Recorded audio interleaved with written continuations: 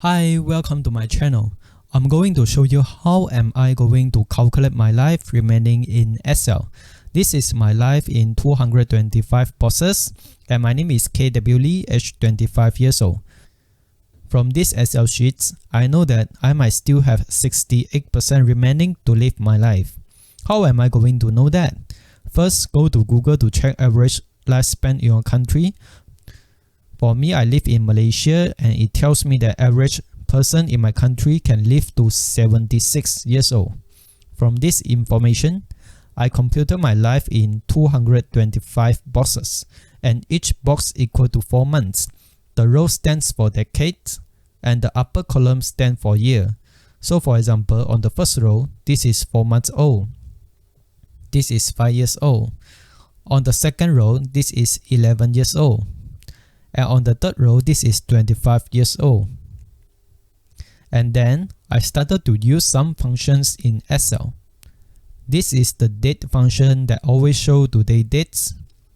And the age is also automatically updated by using the year of the date function minus your born date.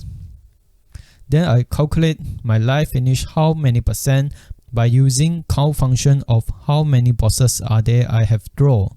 And divided by 225 boxes, for me is 225 boxes.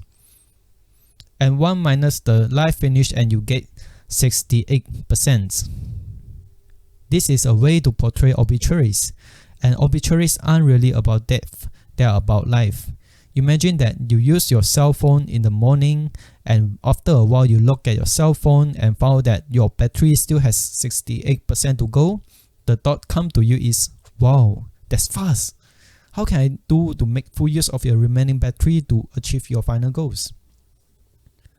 Everyone has different purpose in their life. Someone put how many people they have helped as their life gospel. Some others put how many impact I can produce to the society or anything else.